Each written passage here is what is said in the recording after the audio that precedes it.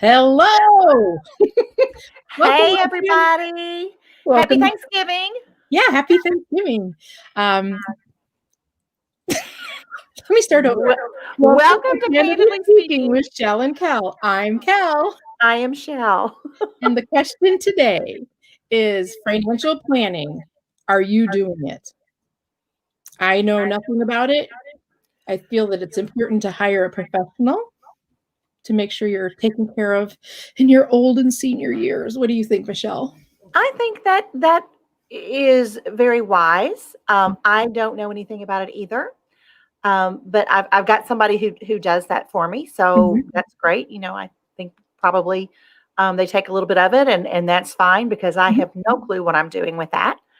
Well, they always say when you don't know how to do something, you hire someone that does so that you can focus on the things that you're good at. And I think that that's a good lesson that we could all learn from financial planning. That is right. So I think a lot of women put it off because they think, oh, I don't need to I think so too.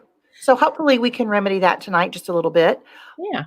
Speaking of things that we're good at, let's talk about your eyelashes, girl. I know. Look at everybody. Look, can you see that?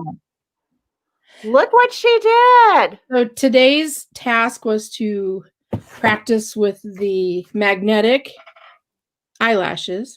And I'm going to tell you, I'd never put this is kind of a liquid eyeliner, which I know that's what you like. That's and you have to apply the eyeliner and then let it dry a little bit. And then these things just go and they attach. They're really, I would recommend them if you wanted. And they really do. See, I got some of those that were magnetic, but they attach to each other. Like there's like an upper and a lower.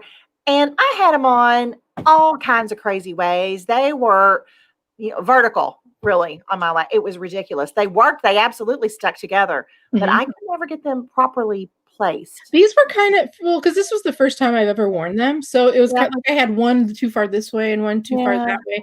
And then I put one on my nose because I wanted to see what I'd look like with a mustache. I saw that.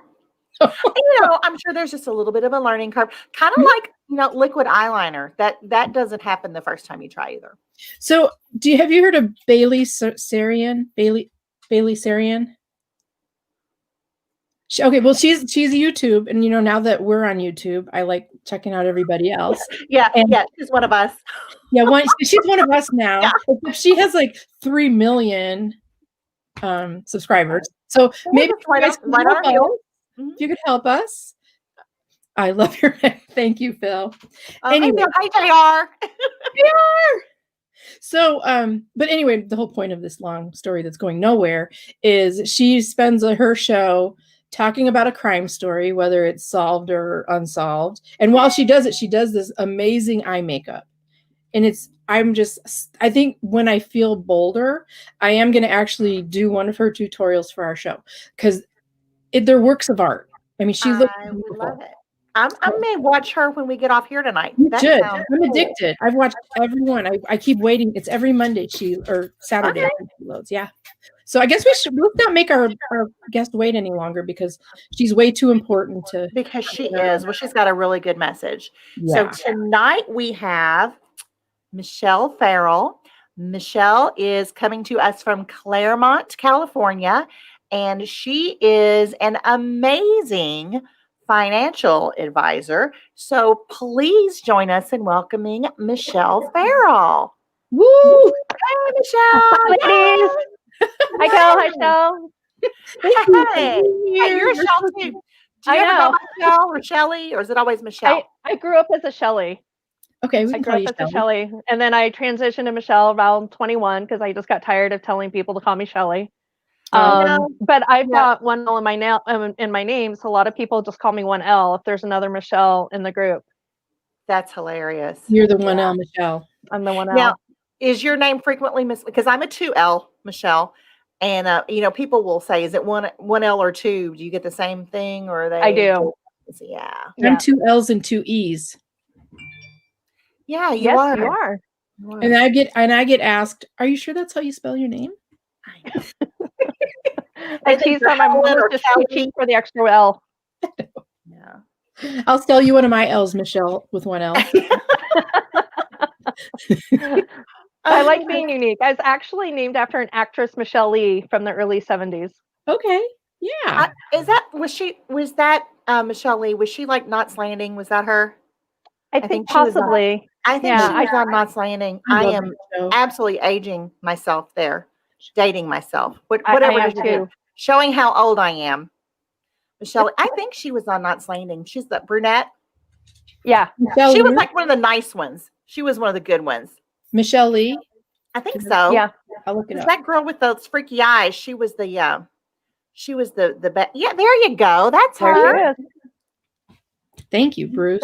Oh, we didn't say our show is sponsored by We didn't. Blue Sky Video Productions. Bruce Himmelblau. He can do this for you. And he does a wonderful job. We'll let him do things and put it up for you. We'll do some extra. You should use him. Yeah. He's great. He's awesome. So, Michelle, talk to us a little bit about what you do, why it's important, why we should listen to you. So I'm a financial advisor, and most people kind of cringe, or I say I sell insurance, they cringe on that too. It's funny, back 2008, I was like, Occupy Wall Street, financial services suck. And then about 7 years ago, I was at this crossroads, and I got interviewed for a financial services company. I didn't know what I wanted to do when I grew up. And I learned that being in financial services, I could go and just help everyday people like you and me. And it really comes from a heart-centered place. My dad had most of his life insurance through work. And this is back in 1983. He got laid off from his job, so he lost all of his benefits, including life insurance, and then 3 weeks later died of a heart attack. Oh. And that was, they were protected, and then suddenly they weren't. And that's one of the mistakes that a lot of people think. It's like, oh, I got insurance through work. Well, you do until you don't. Mm-hmm. And then my mom just was a single mom, which I'm sure a lot of your viewers can relate to that, struggling paycheck to paycheck. You're not really worried about your financial future ahead. You're just worried about what's going to be on the table next. And my mom had some money. Her and my dad had some money with a big brokerage firm, but it was an 800 number was her advisor. So they didn't ask her, what are your goals and dreams? They didn't give her any warnings about when she took money out. They were more concerned about their commission versus her mission. And long story short, at age 65, she had to medically retire. She had the mindset, I'm just going to work until I die. And then at 65, her body says, no, you're not. And she had less than $10,000 in her 401k. Okay. And so when I realized that I could take financial literacy out and I really want to help women, because women are so far behind the 8 ball when it comes to the planning for so many reasons.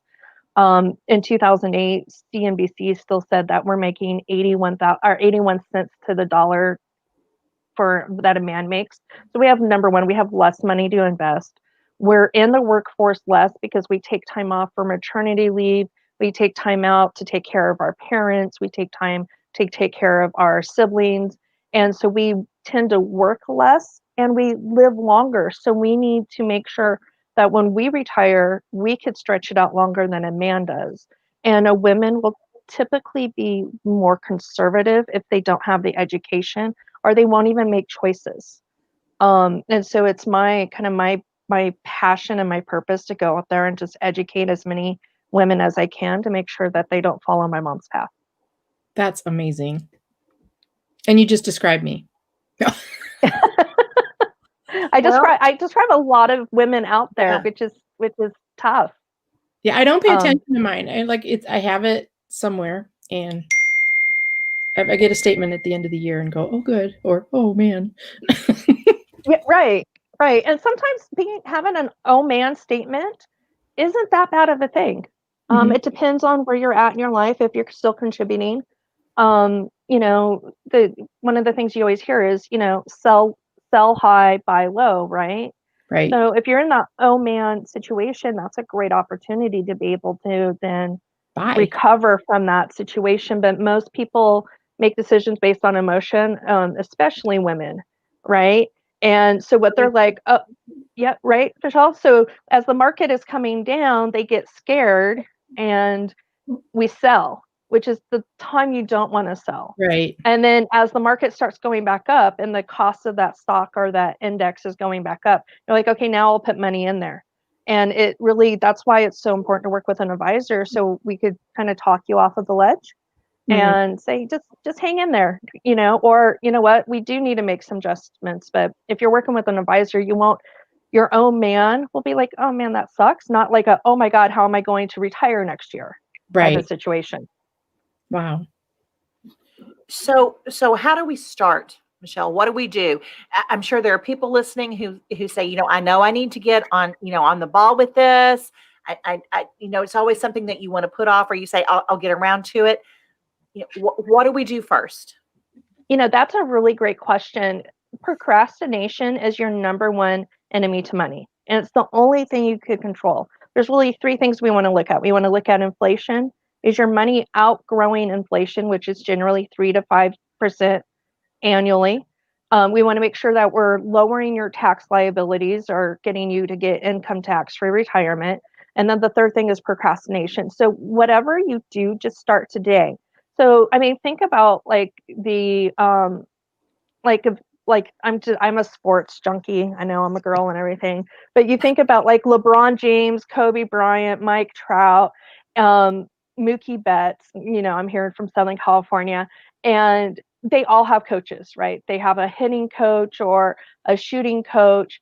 And so that's what a financial advisor really is they're a coach to make sure that you're doing the right thing. So for example, Michele, the first thing you might want to do is put some life insurance in place, or maybe it's to start getting out of debt, versus Kel, where her next thing is like, I need to start aggressively saving for retirement.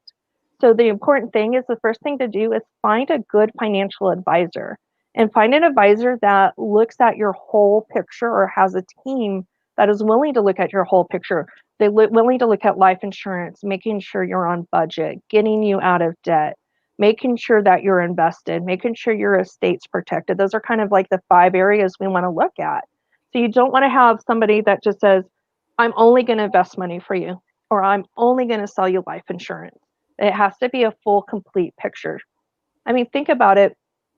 The name of our firm is the Financial Architects. And I love it so much because you have to have a solid foundation to build a house, right? Mm-hmm. Well, that you have to have a solid foundation to build a financial plan as well. So you can't just go in there and say, well, I'm just only going to build the bathroom and that's it. Mm-hmm. Right? You need the front door, the kitchen, the bathrooms, the bedrooms, the living room. You need all of that. You need the electrical. So you really need somebody that could bring your whole financial picture together, or is kind of the general contractor that says, you know what, I may not do insurance, but here, let's bring my insurance person in. Let me bring my CPA in. Let me bring my estate planning attorney in. So you're completely protected when it comes to making sure your financial house doesn't fall when there's any kind of storm. That's interesting. So say somebody they already have a life insurance policy. They have no clue what they're, this isn't me, honestly. Okay. But say someone has an insurance policy and they're really complicated. Some of them, there's the term. Yep. Can you explain all that to them? And if they're in something bad, can you like recommend a way out of it, or I don't know, something cash value, and you can, I don't know. I'm just wondering, is that something like, do you like look at what they have, everything, and then just make a recommendation?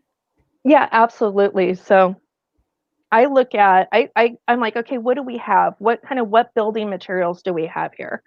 And so I look at the life insurance. I look at maybe what investments or retirement plans they already have.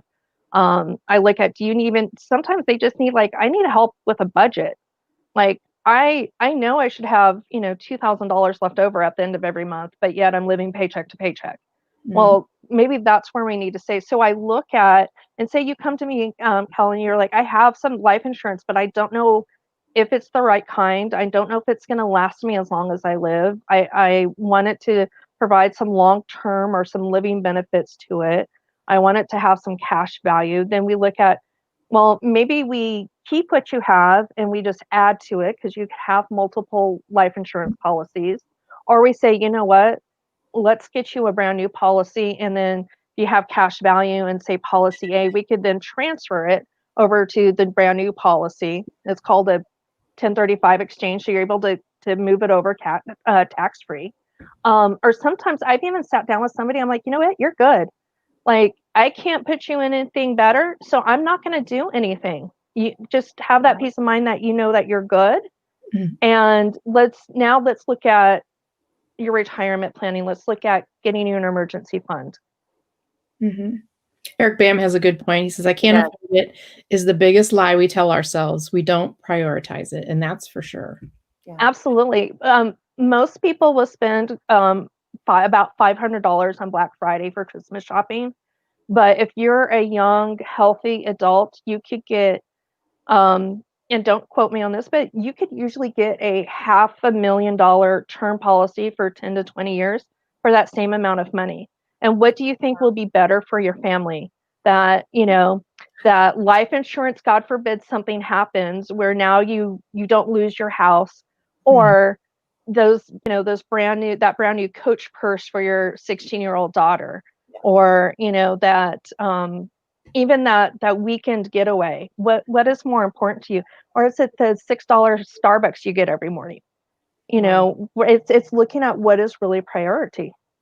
Well, you'd be proud of me because I didn't get any kind of advice from parents or, about saving for the future. Because honestly, I think they were of the mindset, we'll just marry her off and then, she doesn't have to worry about those things. But so my daughter, she shows my retirement is baseball card. My daughter shows livestock and she gets pretty large checks every summer. So since 8th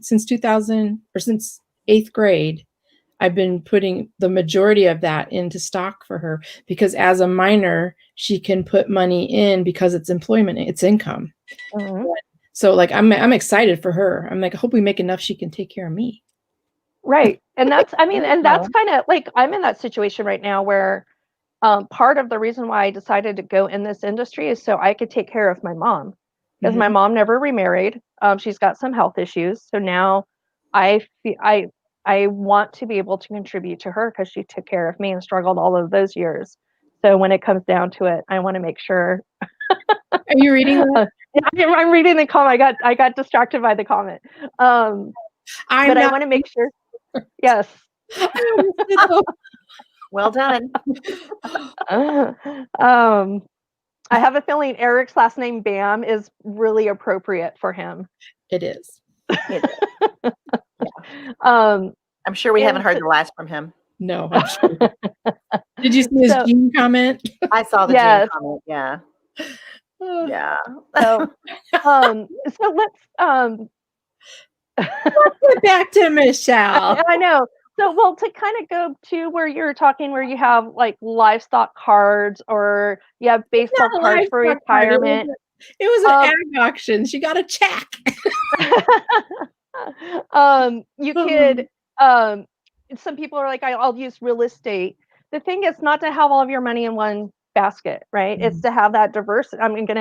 Hey, you may have that Michael Jordan Ricky card or that Babe Ruth Ricky card. You're like, I'm going to sell this and this is going to be my retirement. Well, don't let that only be your retirement, because you never know when the whole world will decide to stop collecting baseball cards or not see them from having any value. Or the dog will get it and eat it. Right. Or your house will flood. Or your house will flood or catch on fire. And you're not thinking about taking that baseball collection out with you. So, and so that's why you need to make sure you have insurance, not only life insurance, but health insurance, home renters insurance, long-term care. That's a huge one. That's most people in the butt right now. Yeah, most people have the fear. It used to be they had the fear of running out of money in retirement. Now it's they don't want to be a burden on their children. And so that long-term care is going to help with not being that burden, because it's going to create a cash flow to be able to, instead of the daughter staying home and take care of the mom, we could do the long-term care to either pay the daughter to replace her salary or part of it, or to bring a nurse in. So that way the time that the daughter spends with her mom or her father is really good quality time, and it's not bathing them and feeding them and doing that kind of stuff. So it increases and protects that relationship you have with your parents or your child or your siblings. It would, because I think my mom feels like she's a burden, and I do everything I can not to make her feel that way, because she's not. We do what we can and we don't do what we can't, so, but I think that kind of insurance would have given her a little bit more comfort, and not feeling like she's burdening us. Yeah. And I just met with somebody, and she's single, she has no kids, and she's like, who's going to take care of me? She's like, I need to get some kind of one of those insurance policies with living benefits. Mm-hmm. And she's a very successful business owner. But she's like, I don't want to drain my entire livelihood, all the work that I put, all the money I saved for, she's built up, half a dozen businesses at this point. So like, I don't want that going into flash because I get sick, I have a stroke, and a year later I'm down and I'm destitute. Right. So there's so much. No, go ahead, Michele. I'm sorry. First of all, let me have my phone stop beeping. I apologize. So we know that we need someone. You know something? Shoes are not my thing, believe it or not. Bags are. But yeah, yours are, ma'am. I'm a purse girl. That's where my money goes. That your comment hit home on the new $500 bag, Michele. That really resonated with me. But it's true. And to Bam's point, where he said, a lot of people say, I can't afford to do this. But in reality, I mean, you can't afford not to. Mm-hmm. So here's my question. You talked about how we get started, and we know that we need a good advisor. So how do you pick the correct fit for you? I'm assuming that you are going to recommend against an 800 number. We see that on television all the time. And you said that had been your mother's experience. What do we need to look for? How do we get the right fit? It's kind of like dating. Sometimes you have to go through an interview process to find out who's going to be right for you, because a relationship with a financial advisor should be a lifelong relationship. If you have somebody that's going to figure out how to get you that monthly income in retirement, you don't want them to not be around next year to follow through on those goals and those plans. Just like if you're starting cancer treatment, you don't want to treat that cancer patient like once and then hand them off to another doctor and then off to another doctor. So you want to have that long-term relationship with that financial advisor. So it's got to be somebody that you get along with, that you click. You want to make sure they ask a lot of questions and are really putting a plan in place based on what you are looking for long term. Not something that they cookie cutter will automatically recommend. I'm automatically recommend an annuity because that's what I always do. Or I'm automatically going to recommend some mutual funds because that's what I always do. You want to make sure they have a well thought out process. Also, you want to look at fees. Fees could really eat up a retirement plan if you have somebody that isn't upfront with their fees. If they're not upfront with what they're charging you, that should be a little red flag. Sometimes we're so concerned about going to the right nail salon and say, man, that shop cost me $10 more to get my gels done, but you're not willing to sit down and look at, oh, this advisor is going to charge me 1.5% versus 1% of my actual assets.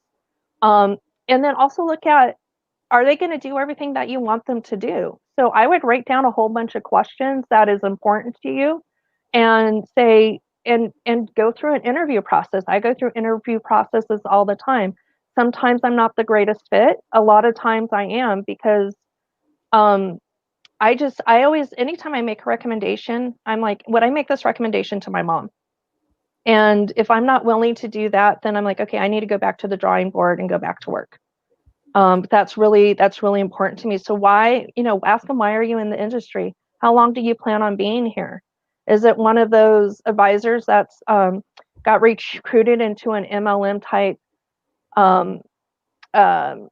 company where, it's a part-time gig where they may not be around in a year or two? Or is it somebody that has ownership in the business or is with a big firm that will be willing to pick your call up at 2:00 in the morning?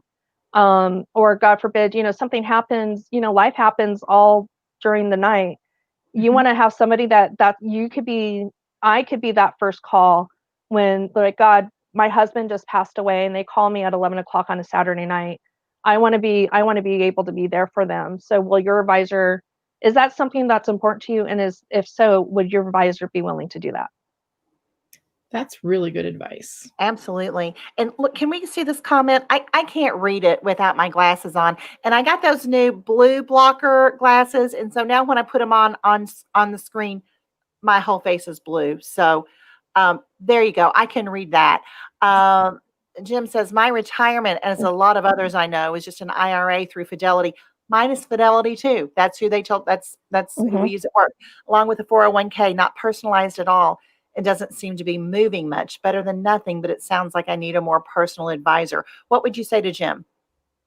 Well, one of the things is to find out, did your kind of your investment strategies, did they just automatically get selected by whatever's like the default with the 401k or the IRA?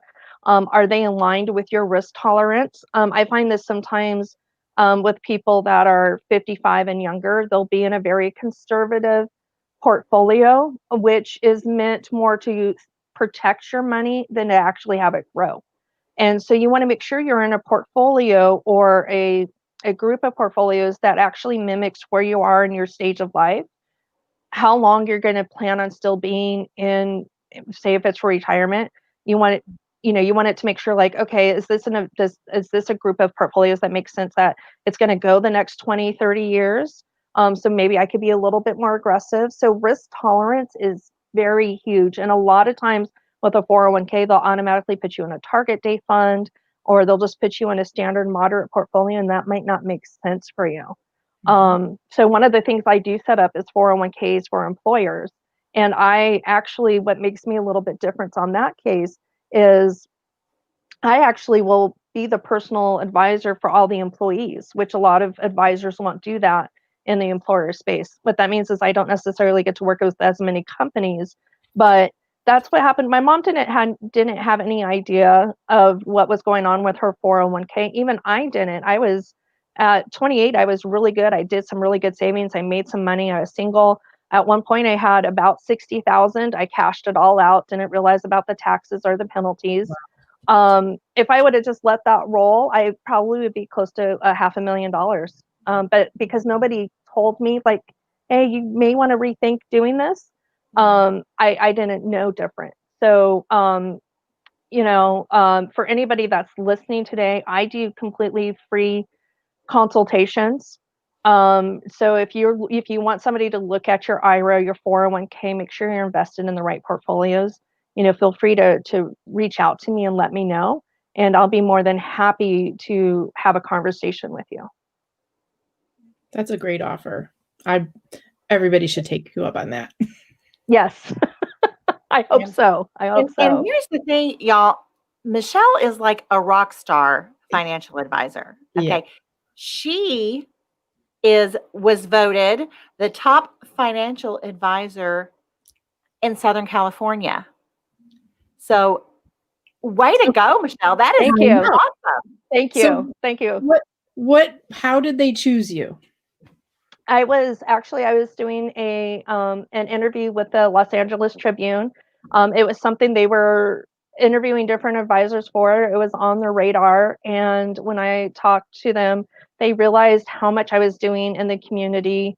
I belong to a couple of organizations, Connected Women of Influence, where we're in the process of designing a woman-led money institute.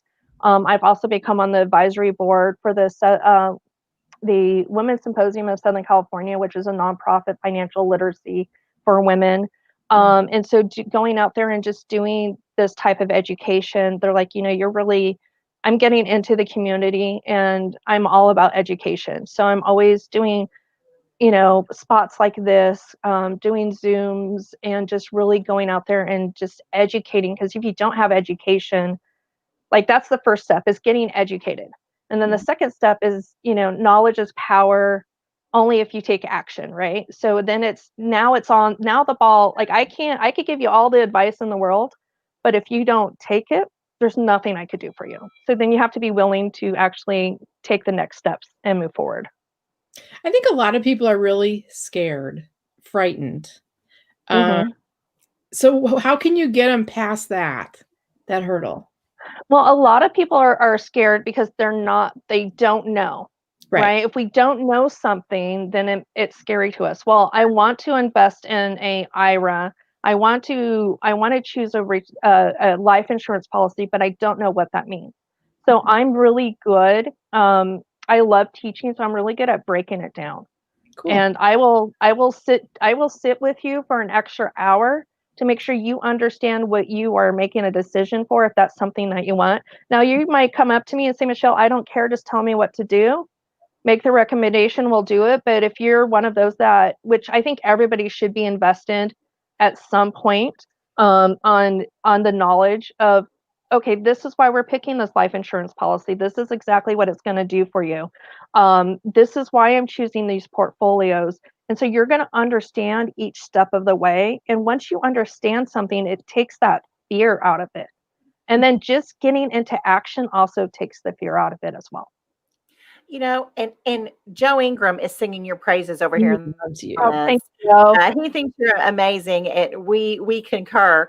But I appreciate that so much, Michele, because we are frightened of things that we don't, we're not exposed to, we don't understand. I'm not unintelligent, but I don't know anything about this. So it does kind of scare me, and I would appreciate an advisor who is going to take those, it was willing to break that down, not in a condescending fashion, because again, it's not that I am dumb. I just don't, that's not my thing. I don't know anything about that. So I think so many people are reassured by that there are advisors out there who will do that. Here's my question. Let me preface this with, I apologize if this is a stupid question. Okay. I'm in Kentucky. Could I work with you? You're in California. Are there any state regulations that would prohibit that? Or, can anyone who's viewing this, can anyone reach out to you? How does that work? Absolutely. And that is not a stupid question. When it comes to money, there are no stupid questions. Money is just as important as oxygen, right? Like, you can't survive in this world without it. It's one of the oldest technologies in the world. And I could work with anybody in the United States. So I'm licensed. I've got several, I have a life, health, accident license. I've got a couple of securities license. So I could really do almost everything in the financial sector, and I'm not limited to borders. Especially, there's been a lot of pivot and I know pivot's kind of one of the overused terms in 2020, right?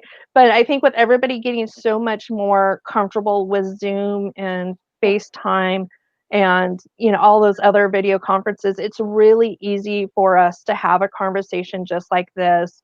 Sure. We've got DocuSign and a lot of other electronic application processes where it's really easy to be able to business when you're 2,000-3,000 miles away. The world is your oyster. It is. I mean, I have clients in Florida, Texas, Colorado, New Mexico. So I've got a couple other people I'm talking with in Illinois right now. So my ultimate goal is to eventually educate 100,000 people in financial literacy. Wow. So I know I could do that in Southern California, but I really like to get it out throughout the country. Well, we'll see what we can do. Thank you. Absolutely. But seriously, I mean, that's,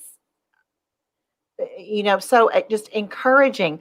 I think so many people probably, again, watching are just almost comforted by that, because again, it's scary to those of us who know nothing about this. It is just scary. And, I use Fidelity because that's who, I was told to use. I mean, I did, there was no interview process. There was no anything. And I'm thinking about it. I don't recall having any huge conversations with them. I think they probably, no offense to Fidelity. Okay. Let me get that in there. But I think they just probably, put me somewhere in something relatively safe. I mean, I don't know how many more years I have to work. I hope 20 or 30, but I'm right at my mid 50s here, so I have to be realistic. And Fidelity is a great company. They have some really great portfolios, but there may be something else out there that may fit you just as good. Some people are really into socially responsible investing. Some women are like, I want to invest in some, some companies that support women's empowerment, and some people are like, hey, I want to have some alternative investments. So having somebody kind of do the homework for you and then say, okay, do you want option A, B, or C, where you're not spending all of your time to do it. That's the key. And Jim, I want somebody to hand over a bag of money to me as well. well, okay. So, but you could do that though, right? You could say he could go to you and say, "Hey, do this for me," and you could. Yep. Okay. That sounds great. So it sounds like she's got a deal for you, Jim. I know. I think a lot of things that what scared me in the past were do you make more money off of a certain stock, or is there? I know I don't want to. I mean, because sometimes when I worked at Wells Fargo, okay, and I don't know. It just seemed like they did better with certain stocks than others. So it really depends on what your long-term goal is. Is it like, I want to buy a stock and make a lot of money in the next 90 days, or I want to buy a stock and have it grow over the next 20 years so that way I could retire off of it? Because those could be two very different recommendations. Just based on, I'm not, just a, disclaimer here, I'm not recommending any stocks right now, but as example, Zoom, was a really hot stock when COVID-19 hit and everybody was shutting down. Is that a long-term 20-year goal stock? Possibly not. Possibly, but that's one of the things that we're like, okay, let's hold this and let's just do the research and look at it long-term. Sometimes oil stocks are a little bit better. Moderna, Johnson & Johnson, those could be some good stocks as we're looking for a vaccine. So you have to also look at what's going on in the environment. Or is it one of the big ones like Microsoft, Apple, Amazon? You're like, I know this is going to probably be around for the next 5, 10, 15 years. And I know that I probably could just buy some and hold on to it. So it really depends on what your long-term game is. And do you want to have, again, do you want to have all your money in one bucket of 1 or 2 or 3 stocks, or do you want to be diversified in a portfolio where you may have 100 different stocks, bonds, cash into that, where God forbid Zoom, all of a sudden the floor falls out of Zoom, and I'm not, again, predicting this, but you have all these other stocks so you don't lose everything because of one event that happens. So these are conversations, I get calls or I have friends like, what stock should I buy? I'm like, I don't know. I'm not one of those. We're like, well, this is a really hot stock. You need to go, buy 5,000 shares, $5,000 worth of shares in this. I'm not going to be that kind of advisor unless I've had a conversation with you and I know that's the conversation that we've had and I know what your goals and your dreams are and what your risk tolerance is, and then we'll have that conversation. But if you call an advisor and ask for a stock tip and they're willing to give it to you, that tells me that they're more worried about what's important to them and not necessarily you. Very interesting. Thank you for making finances not scary. Yeah, it's not. I mean, and think about all the things you could do with money. I mean, money is fun. There's a reason why they call it currency, right? It flows. It's not supposed to be stagnant. It's supposed to flow. It's supposed to it's supposed to be cyclical. You spend money and then it comes back to you. And so it's crazy to me that people would rather talk about death than money. When you're like, do you realize money, to me, money is just like, I've never been one like, I'm going to be a billionaire one day, which I'm not, universe, I'm not objecting to that. But for me, money is options. Do I want to have options in my life? Do I want to have freedom? Do I want to be able to do the things that I want to when I want to do them in the way I want to? And the answer is yes. To make that happen easier is I need to have more currency in my bank account, more cash in my bank account to be able to allow me to do these things that I want to do. And so when we take, get out of the money is evil, money is negative type of mindset where we get that scarcity mindset versus money is abundance. You know, I mean, just think about the Treasury, how much money they've printed this past year. Don't tell me that there's a limited amount of money. There's not.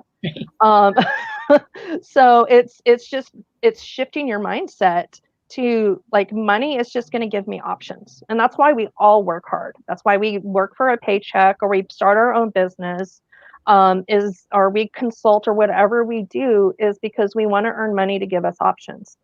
And so learning what to do with those options just gives you more freedom.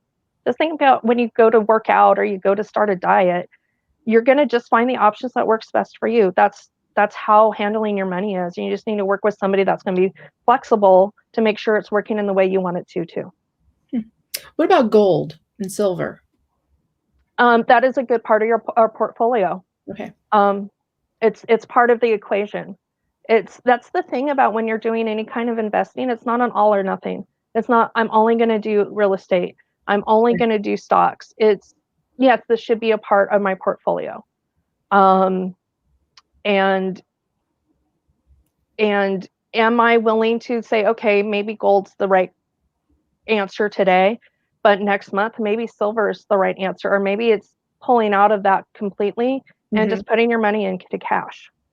Okay. So that's my job as an advisor. And I also work with portfolio managers that's all they do all day long, is I leverage all of their homework and what they do to make sure that I'm able to protect and help my clients in the best way that I can. Okay, I'm out of questions. I have a question. I'm sorry. No.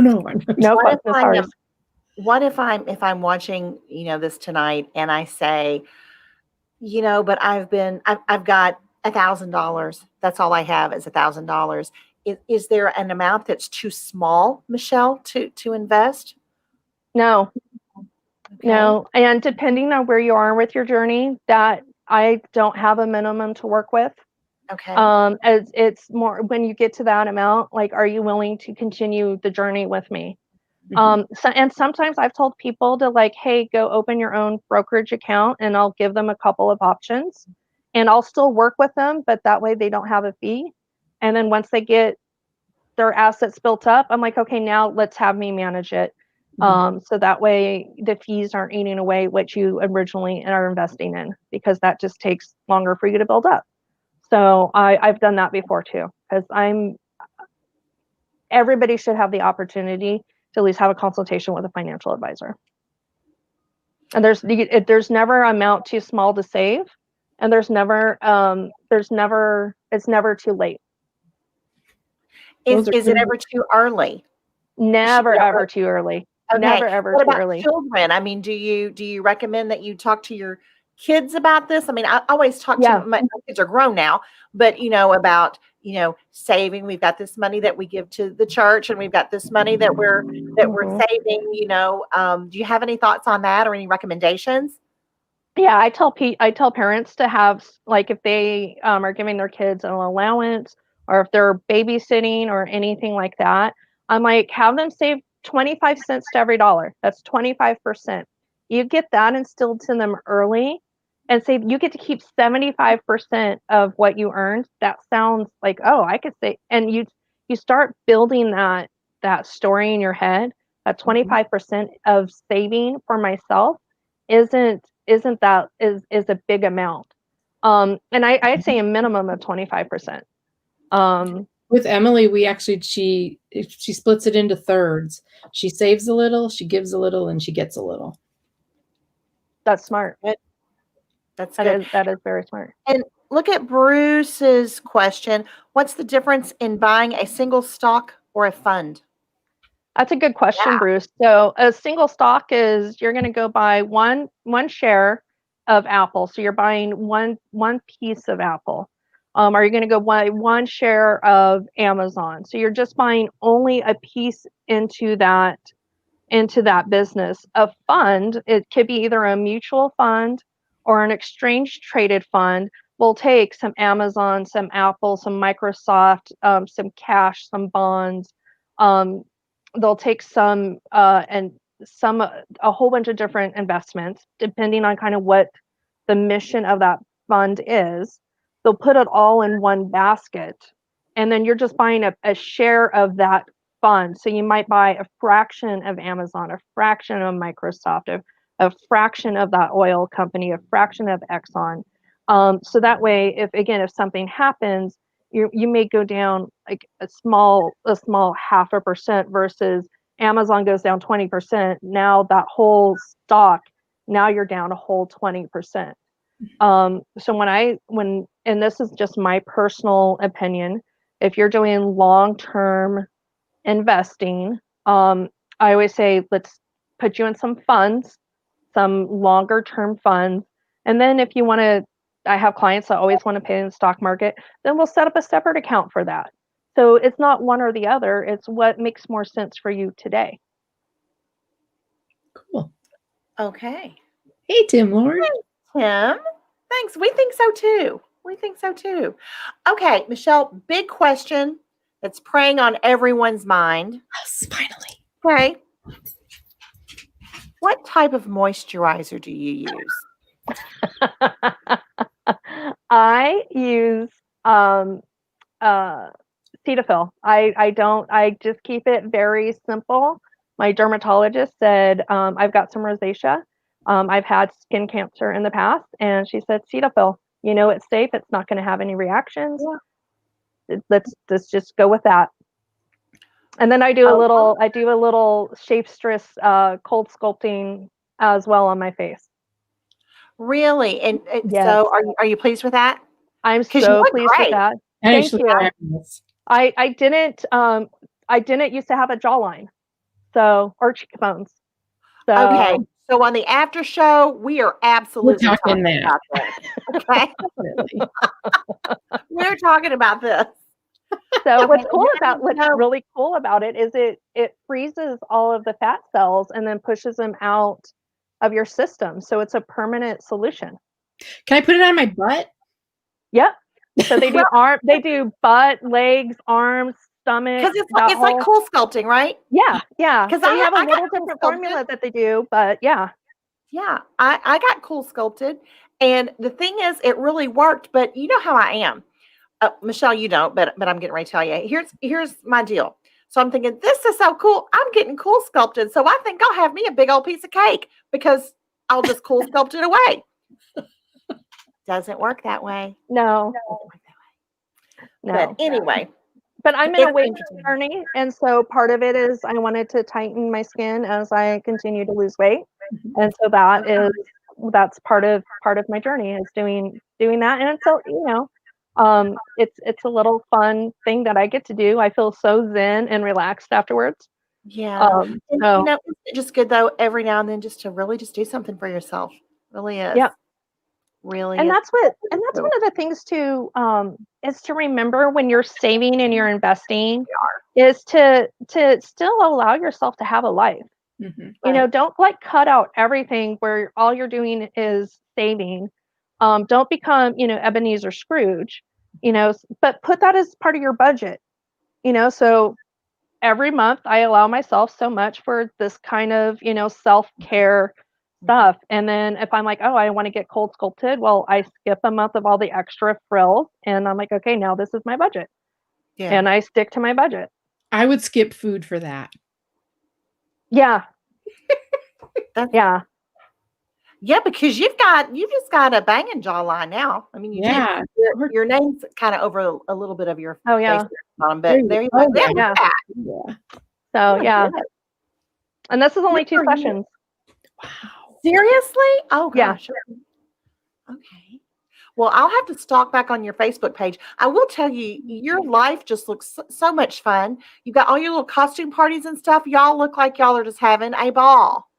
Yeah, so, I mean, fun people. I've got to get with some more fun people. I don't have that on my page. Oh, so. Yeah. I just really love life. It's just, it shows. Thank you. It's what can I do today to make myself a little bit better than yesterday? Yeah. If I could just make myself 1% better today, then after 365 days, then I'll be 365% better. And that's just simple interest. That's not compounding interest. So But that's true. And I saw that on your Facebook page. And Kellen, you may know this. We were either talking about that in Mega Minds or it may have been Team 17. Was Bam talking about being 1% better every day? Bam, if you're still on here, we like you. Bam, it might have been Team 17. It may have been David Rogers. I don't know. He's trying to make me laugh with the ragoon pizza thing. I know. Didn't work. Bad in the comments. But such a simple philosophy. But yeah, if we can, me too. Okay, so Michele, in Kansas City, there's this place called Old Shawnee Pizza. Do you like crab rangoon? I do. Okay. You would love this pizza. He makes this crab rangoon pizza that is amazing. Probably the best thing I've ever had in my life, besides things that my mom makes. That didn't make me snort. That made me drool. Oh, it was so good. Yeah, a little so right there. Yeah. So good. But anyway, yeah, 1% better a day. That's amazing. That's our golden nugget of the show. Yeah. That and the other thing you said, and I meant to write it down, but you said knowledge is power, but you got to do something with it. You said it a little more eloquently than that. It's knowledge is power, but only when you take action. Nice. Right. I paraphrased like the original quote, but I mean, really, if you don't take, like, you could have all this knowledge, but if you just sit like on your couch and don't do anything, what freaking good is it? Right. But if you start applying it, it's when it's applied. Knowledge is power when it's applied. There you go. Words to live by, y'all. Yep. So we have a little bit of time. Actually, we're over, but who cares, right? We're not paying by the hour. We threw our half-hour format out several shows ago. Our half-hour format's gone. Yeah. So how can people reach you? What would you like your message to be to people who are watching now and people that'll be replaying this later? What is the message you would like to give to them? Start saving today if you haven't. So, stop procrastinating today. Find a financial advisor. Don't be afraid to get a second opinion, because you never know what that second advisor will bring into the conversation that your first advisor hasn't. I always welcome my clients to do that. Again, I'm with the Financial Architects. We are located in Southern California, but as I've shared, I could help you all over the country. So you could reach me at 909-367-3208. See, look, no jawline right there. Look at that. No jawline, no cheekbones right there. Sorry, I digress. Beautiful there, Michele. No, thank you. So again, yeah. So 909-367-3208 or Michele with 1 L at T as in Tom, F as in Frank, A as in Alpha, WM at .com. And perfect. Yeah. There you go. Nice. And then I'm on Instagram as Michele Knows Money, and Facebook, so LinkedIn. So feel free to find me on social media. I'm always doing posts and videos to just get out there and do some education. It's awesome. Thank you so much for being here. You are an inspiration, and you made things that are really scary not scary. So yeah, thanks for taking the scary away. Yeah, you're welcome, and thank you for having me, ladies. I've had a blast. Okay. Well, we are so glad. We're not even done yet. So we're not. We got a whole other show. I did forget to say, y'all, if you're watching the replay, please get in the comments and let us know that you're watching the replay. And if you have not subscribed to our Facebook, you don't subscribe to Facebook. If you have not subscribed to our YouTube channel, please do that, y'all. We're getting we're knocking on 2,000 views per show, and we are so thankful and grateful for that. But we've got 9 subscribers, 9 subscribers on YouTube. So come on, y'all, subscribe on YouTube. Okay. Yeah, what Michele said. So please do that. Like our Facebook page. Get in touch with Michele. We're just gonna fix y'all up. Okay. Appreciate it. No, don't go. Everybody have a safe and oh my goodness. God, wish everybody a happy Thanksgiving. Yes, happy Thanksgiving. Happy Thanksgiving. Thanks, everybody. We'll see you next week. Bye-bye. Happy Thanksgiving. Bye.